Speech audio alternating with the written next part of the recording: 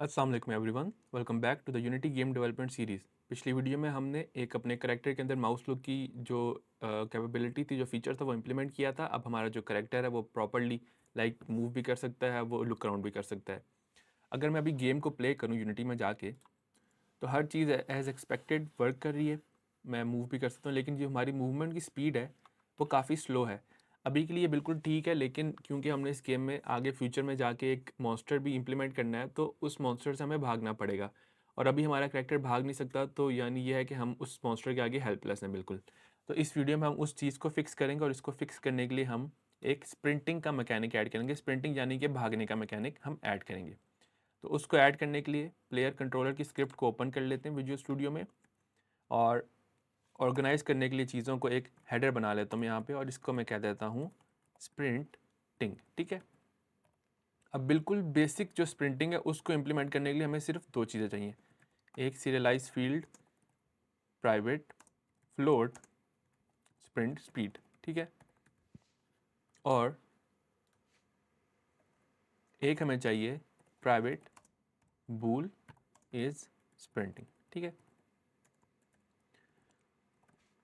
और इसके अलावा स्पीड भी हमने स्पीड का भी चेक रखना है, तो उसके लिए एक और मैं प्राइवेट फ्लोट बना लेता हूँ, करंट स्पीड। ठीक है।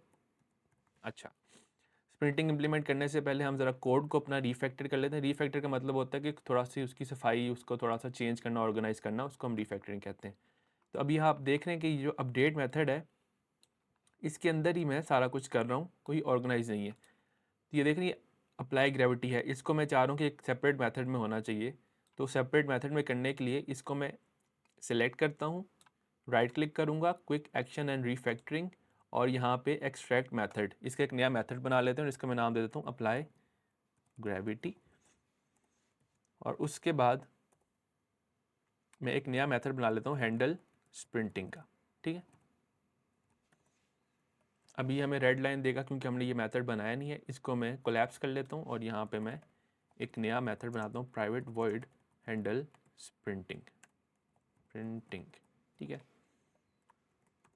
और इस स्प्रिंटिंग की वैल्यू को हमने क्या करना है, हमें इस प्रिंटिंग की वैल्यू को ट्रू या फॉल्स करना है बेस्ड ऑन अ की, based on a button input. तो उसके लिए मैं क्या करूँगा, इसको असाइन कर दूंगा इनपुट डॉट गेट। अब गेट हम पहले एक्सेस यूज़ कर रहे थे, अब हमें एक बटन चाहिए, तो गेट बटन करूँगा। और गेट बटन के बाद बटन का नेम क्या है, उसका नाम है स्प्रिंट। ठीक है। ये करने के बाद अब आप देख रहे हैं कि मैं जो करेक्टर को मूव कर रहा हूँ एक मूव वेलोसिटी से, और मूव वेलोसिटी की जो स्पीड है मैं यहाँ पे असाइन कर रहा हूँ। अब हमें दो स्पीड्स असाइन करनी है बेस्ड ऑन द कंडीशंस। तो मैं इसको क्या कहते हैं, यहाँ से रिमूव कर दूँगा, और मैं क्या करूँगा, मैं यहाँ पे नीचे आऊँगा, और इधर हम क्या करेंगे, हम कहेंगे कि भाई करंट जो स्पीड है वो क्या है, इज़ स्प्रिंटिंग। अगर हम स्प्रिंट कर रहे हैं तो वो स्प्रिंट स्पीड के बराबर है, अगर स्प्रिंट नहीं कर रहे तो वो वॉक स्पीड के बराबर है। ये हमने यहाँ पे टर्नरी ऑपरेटर यूज़ किया। हमने सी शार्प की बेसिक्स में टर्नरी ऑपरेटर के बारे में देखा था। बेसिकली ये कंडीशन है, एंड देन अगर ये कंडीशन ट्रू है तो ये वैल्यू सेट करो, अगर कंडीशन फॉल्स है तो ये वैल्यू सेट करो। ठीक है। और मूव वेलोसिटी को मल्टीप्लाई भी हमने करना है करंट स्पीड के साथ, तो मैं यहाँ पे करंट स्पीड से मल्टीप्लाई कर देता हूँ। ठीक है। ये करने के बाद यूनिटी पे वापस जाते हैं। अभी हमारे पास एक एरर आएगा, देखते हैं एरर क्या आता है हमारे पास। स्पीड हम थोड़ी सी बढ़ा देते हैं, 7 कर लेते हैं, और इसको रन करता हूँ मैं। अच्छा, अब मेरे पास एरर नहीं आया क्योंकि मैंने पहले से जो स्प्रिंट की थी, यहाँ पे स्प्रिंट का बटन था, वो मैंने सेट किया हुआ है। लेकिन आपके पास ये एरर आएगा क्योंकि आपने अभी, जब आप स्टार्ट करेंगे तो आपके पास ये असाइन नहीं होगा। तो इन केस आपके पास एरर आता है, लेट्स से मैं आपको पहले दिखाता हूँ कि एरर क्या आता है। अगर मैं प्रोजेक्ट सेटिंग में जाता हूँ, इनपुट मैनेजर में जाता हूँ, और इसका मैं नाम मैंने यहाँ पे स्प्रिंट सेट किया, मैं इसको रिमूव कर देता हूँ, और मैं सेव करता हूँ, और मैं गेम को प्ले करता हूँ। तो देख रहे हैं आपके पास ये एरर आएगा, argument exception input button sprint is not set up. आपने स्प्रिंट का कोई बटन सेटअप नहीं किया। तो आप एडिट में जाएंगे, और प्रोजेक्ट सेटिंग्स में जाएंगे, इनपुट मैनेजर में जाएंगे, और यहाँ पे इधर लिखा होगा फायर 1 फायर 2, और यहाँ पे फायर 3 लिखा होगा। आपने इस फायर 3 को रीनेम कर देना है स्प्रिंट, और यहाँ पे इसका ऑल्ट पॉजिटिव बटन, आपने यहाँ पे कुछ लिखा होगा, आपने इसको रिमूव कर देना है। ठीक है। ये करने के बाद गेम को दोबारा प्ले करते हैं। अच्छा, अभी मैं बिल्कुल नॉर्मल स्पीड से वॉक कर रहा हूँ और मैं शिफ्ट कर दूँगा तो मेरे कैरेक्टर की स्पीड स्लाइटली इंक्रीज़ हो जाती है। देखें, नॉर्मल और स्लाइटली इंक्रीज़, तो यानी कि हमारा स्प्रिंटिंग का मैकेनिक अब काम कर रहा है। लेकिन अभी यह है कि हम इन्फिनिटली स्प्रिंट कर रहे हैं, तो अगर हम इन्फिनिटली भाग सकेंगे, रियल लाइफ में भी आपने देखा, आप फॉर एग्जांपल काफ़ी टाइम तक भाग नहीं सकते, थोड़ी देर बाद आप थक जाते हो। तो हमने वो फीचर इंप्लीमेंट करना ताकि हमारा मॉन्स्टर हमें पकड़ तो सके। ये नहीं कि भाई मॉन्स्टर भाग रहे हैं हमारे पीछे, हम उसके आगे आगे भागे जा रहे हैं भागे जा रहे हैं। तो हमने उसको फिक्स करना है, और उसको करने के लिए हमें कुछ न्यू वेरिएबल्स चाहिए। तो मैं वेरिएबल्स यहाँ पे बना लेता हूँ। एक हमें चाहिए serialize field private float max stamina, maximum stamina क्या है, and then serialize field private float stamina depletion rate, और इसको डुप्लीकेट कर लेता हूँ, इसको मैं कह देता हूँ स्टेमिना रीगेन रेट। ठीक है, कितनी स्पीड से स्टेमिना डिप्लीट हो रहा है, यूज़ हो रहा है, कितनी स्पीड से वो दोबारा से रीजनरेट हो रहा है। ये करने के बाद एक हमने यहाँ पे एक और फ्लोट बना लिया, प्राइवेट फ्लोट करंट स्टेमिना। ठीक है, करंट स्टेमिना हमारा क्या है, गेम जब हमारी स्टार्ट होगी तो हम करंट स्टेमिना को कर देंगे असाइन मैक्स स्टेमिना, यानी कि शुरू में हमारा जो स्टेमिना बिल्कुल मैक्सिमम है। अब यहाँ पे जो हमारा हैंडल स्प्रिंटिंग है, देखिए अब हमने डिफरेंट मेथड बनाया तो हम इजीली उसके अंदर नई चीज़ें ऐड कर सकते हैं। तो हमने क्या करना है कि इफ़ स्प्रिंटिंग, अगर हम स्प्रिंट कर रहे हैं तो हमारा जो करंट स्टेमिना है, ठीक है, उसमें से माइनस कर दो क्या, जो स्टेमिना डिप्लीशन रेट है, और उसको मल्टीप्लाई करो टाइम डॉट डेल्टा टाइम, यानी कि हर फ्रेम में वो इस अमाउंट से माइनस होगा। ठीक है, तो अगर ये ज़्यादा इसकी वैल्यू हाई करूँगा तो हमारा स्टेमिना बहुत जल्दी ख़त्म हो जाएगा। इसका मतलब ये है कि हमारा करैक्टर जो है वो आउट ऑफ शेप है, उसकी कार्डियो बिल्कुल नहीं है। अगर ये कम कर देंगे इसका मतलब है कि भाई वो ज़्यादा देर तक भाग सकता है। ठीक है, तो ये सारा कुछ इस वेरिएबल पे डिपेंड करता है। एल्स अगर हम जो है भाग नहीं रहे तो हमने दोबारा से अपना स्टेमिना रीगेन करना है, तो हम करेंगे current stamina plus equals stamina regain rate times time dot delta time. ठीक है, अभी इसका ये इशू है कि भाई जो करंट स्टेमिना है वो ज़ीरो से कम भी हो सकता है और मैक्सिमम स्टेमिना से ज़्यादा भी हो सकता है। तो हमने पहले भी एक चीज़ यूज़ की थी जिसे हम कहते हैं मैथ एफ डॉट क्लैम्प।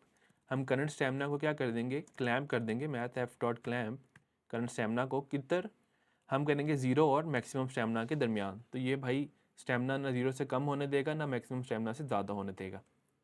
और उसके बाद हमने एक और चीज़ करनी है भाई, हमने करना है कि if current stamina is less than equals to zero, अगर स्टेमिना जो है वो ज़ीरो से कम है या ज़ीरो के बराबर हो गया, बिल्कुल हमारा स्टेमिना ख़त्म हो गया है, तो हम क्या करेंगे, हम कहेंगे कि भाई is sprinting equal to false. हम चाह रहे हैं कि भाई अगर स्टेमिना ख़त्म हो गया तो हम यहाँ पे भाग ना सकें। ठीक है, अभी हमने किया है कि ये भाई ज़ीरो। अगर आप चाहते हो कि भाई stamina for example certain value पे आके आपका करेक्टर रुक जाए, लेट्स से कि भाई स्टेमिना आपका 10% रह गया और आपका करेक्टर रुक जाए, तो यहाँ पे आप एक नया वेरिएबल भी इंट्रोड्यूस करा सकते हो।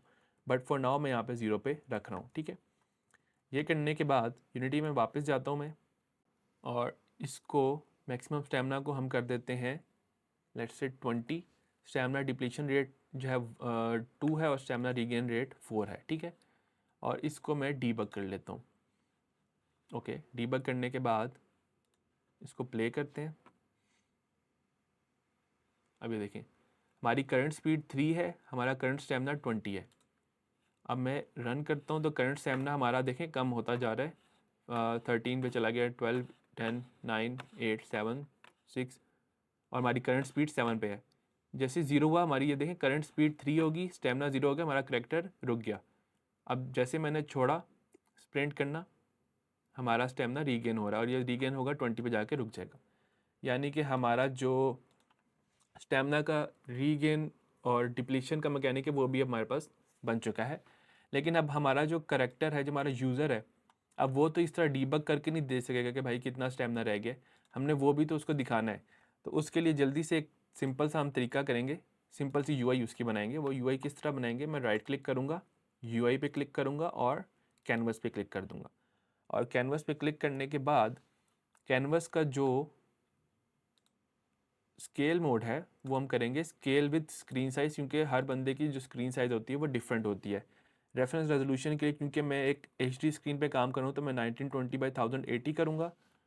और आपकी जो सी भी रेफरेंस रेजोल्यूशन है, आपका अगर डिफरेंट एस्पेक्ट रेशियो का मॉनिटर है तो आपने उसकी रेजोल्यूशन यहाँ पे डालनी है।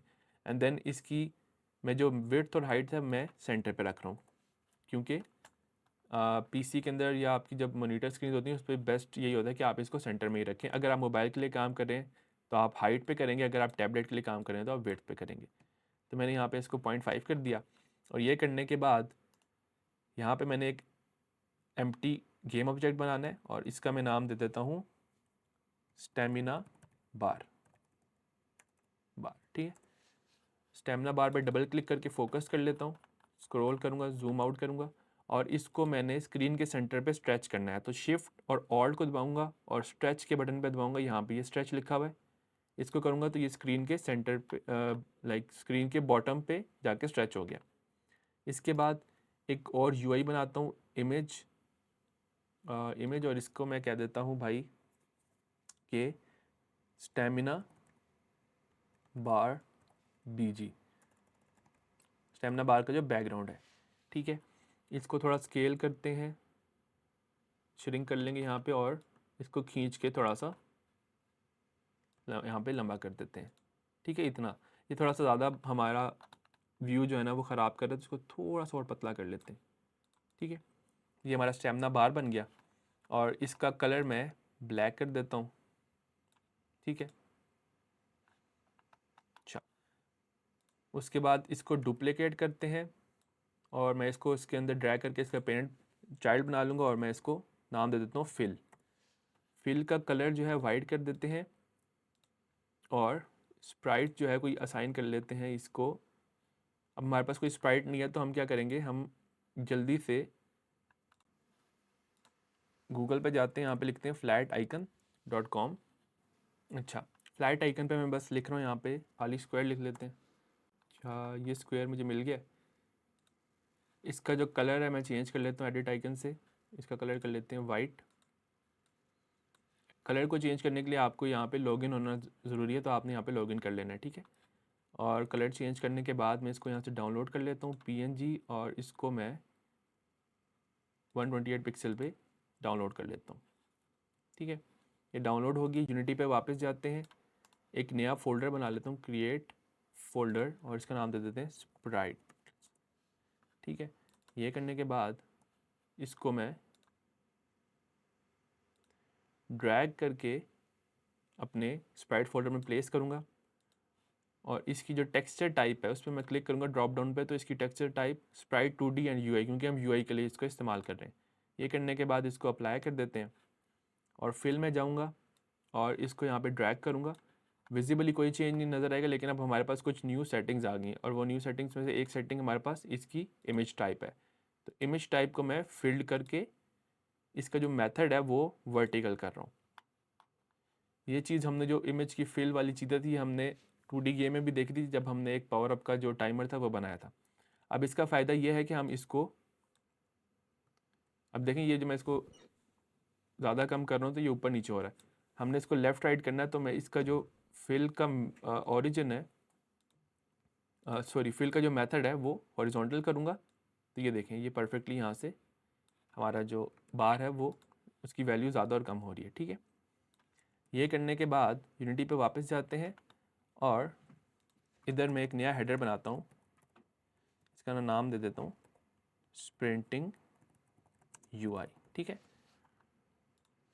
और इधर मैं एक serialize फील्ड और इधर लिखता हूँ प्राइवेट इमेज, और इमेज हमने इंपोर्ट करनी है unity engine dot UI name से। अगर आप यहाँ से किसी और से करेंगे तो ये काम नहीं करेगा। इमेज से किया और इसका नाम दे देते हैं स्टेमिना बार। ठीक है, और इधर हम यहाँ पे बार की जो UI है वो सेट करते हैं, तो यहाँ पे कहेंगे सेट स्टेमिना बार UI। ये करने के बाद हमने क्या करना है, हमने करना है कि भाई जो स्टेमिना बार है उसकी जो फिल अमाउंट है, क्योंकि हमने फिल अमाउंट चेंज करनी है, वो क्या है भाई, वो current stamina divided by maximum stamina है, ठीक है। ये करने के बाद बस हमने इतना से एक कोड लिखना है, और ये करने के बाद यूनिटी पे वापस जाएंगे और प्लेयर में जाके जो स्टेमिना बार है उसमें हम ये फिल वाला जो इमेज है वो असाइन करेंगे और गेम को प्ले करते हैं। इसको मैं डबल क्लिक करके गेम के बटन पे मैक्सिमाइज़ कर लेता हूँ। अच्छा, हमारे पास एरर आ गया, क्या एरर आया कि अच्छा, यूनिटी का अपना कोई एरर है, तो इसको हम यहाँ से क्लियर कर लेते हैं और कंसोल को मैं नीचे ही रख देता हूँ। अच्छा, अब ये देखिए मैं शिफ्ट को दबा रहा हूँ तो हमारा स्टेमिना कम हो रहा है, ठीक है। और जैसे शिफ्ट को दबाना छोड़ता हूँ वो दोबारा से ज़्यादा हो जाता है, ये देखें, कम ज़्यादा। और देखें कम हमारा कितनी स्लो स्पीड से हो रहा है, और जब ज़्यादा होता है तो वो ज़्यादा स्पीड से हो जाता है। तो यानी कि हमने जो स्टेमिना का प्रॉपर मैकेनिक था, स्टेमिना स्प्रिंटिंग, वो सब कुछ इस वीडियो में हमने इम्प्लीमेंट कर लिया है। अब अगली वीडियो में हम हमारे जो करेक्टर के अंदर, अभी आप देखना कि हमारा करेक्टर बिल्कुल लाइक रियल लाइफ में तो आपको अपने हाथ भी नज़र आते हैं, तो हमें हमारे करेक्टर के हाथ वगैरह कुछ भी नज़र नहीं आ रहा। तो अगली वीडियो में हम हाथ वगैरह डालेंगे और अपनी जो गेम का मेन मैकेनिक है, जो लाइट है गेम की, हमारे हाथ में एक लैंटर्न पकड़ा होगा, हम वो भी इम्प्लीमेंट करेंगे। तो मिलते हैं अगली वीडियो में। अल्लाह हाफिज़।